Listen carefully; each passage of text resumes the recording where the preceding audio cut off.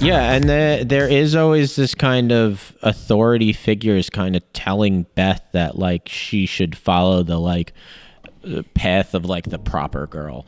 Of like, you know, this chess thing, like you don't do that. Like, you know, you should join other social clubs because it would be better for your social life. Yeah, be a fucking loser like everybody else. Finding a man. Yeah, and then be a fucking jack off and then loser when like everybody else, except instead of applying yourself to something.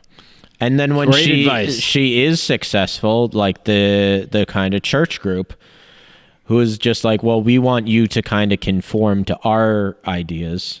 Because that's what an American sportsman is. The ideals that an American sportsman are trying to. How about you go fuck yourself? How about that? I love that too. Like, yeah. We had something pre-written for you. Get the fuck out of here. Yeah, exactly. But it is kind of just like Cold War. It's a Cold War. We had to beat the Russians. MK Ultra. I'm not going to bring up MK Ultra right now. Never mind.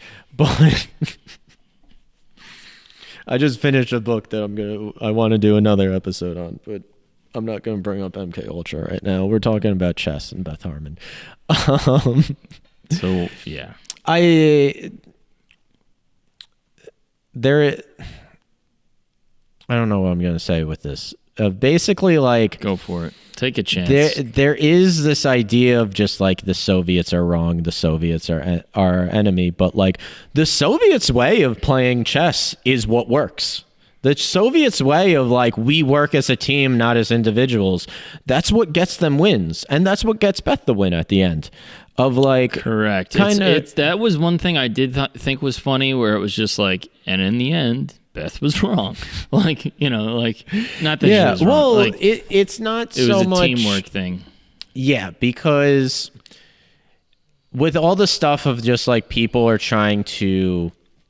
Wait, I actually didn't even say that right, because all the things they were preparing for... It didn't work. It didn't And work. it ended up to her individuality. Exactly. But I think the kind of... I didn't catch that. I think the kind of victory for Beth is that she is finally able to put trust into other people.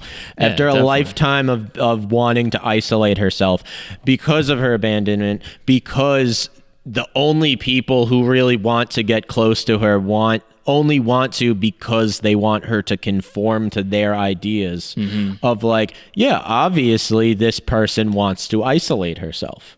And you can't conform to what everybody wants you to be, but also if because of that you're just isolating yourself, then you're not doing yourself any favors either. No, but I never thought that she was genuinely just isolating herself for the sake of it. Like, I always felt like it was like a reaction thing, but like, I just like how they played that she wasn't, it's not that she was against human interaction.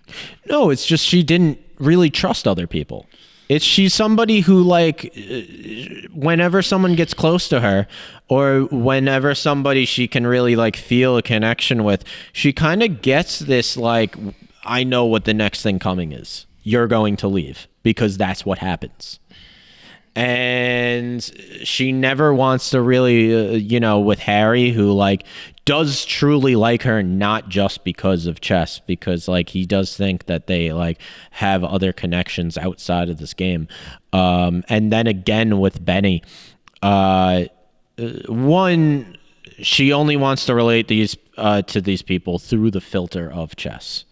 Harry is living with her and basically telling her, like, there's more to life than just chess. She doesn't really want to relate to other people outside of chess because chess is kind of her filter to connect with other people.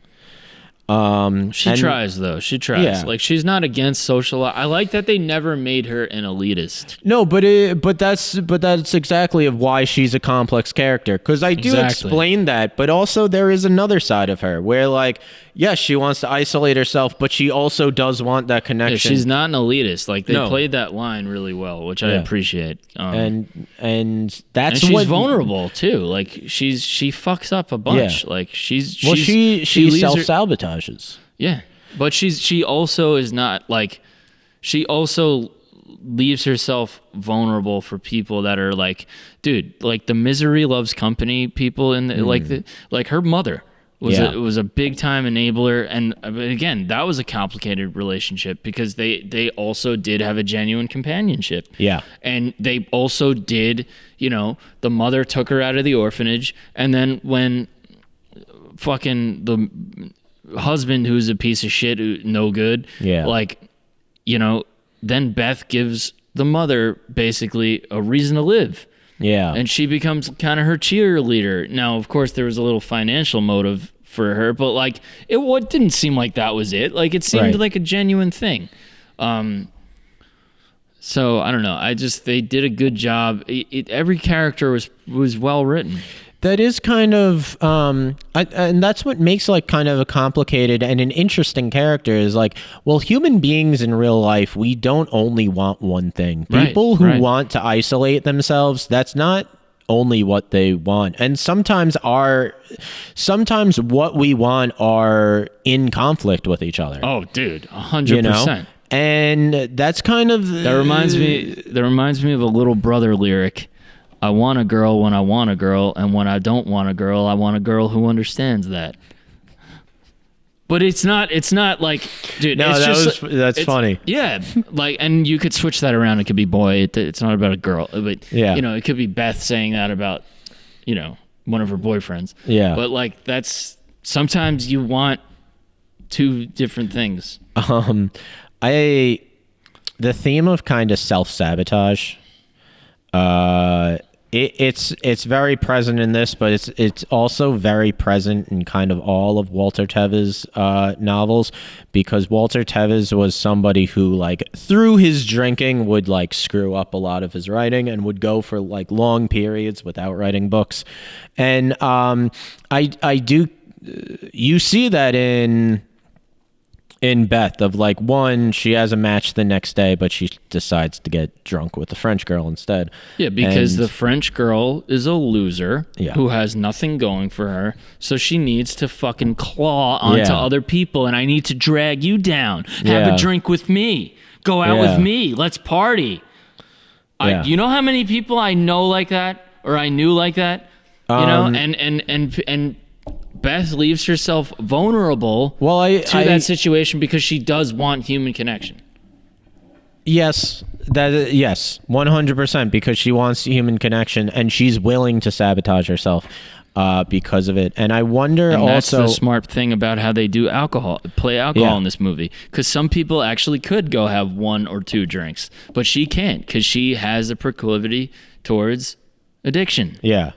And then I wonder how much of this self-sabotage is that, she really does believe that she really might believe that she's not good enough, and she self-sabotages herself because of that. That's definitely because 100% she's going up against one of the best. It's easier than to just lose. Yes, it's easier than to just lose. Exactly. And that's kind of... there's tons of people that do that. That's the whole it's easier not to try than to try and lose.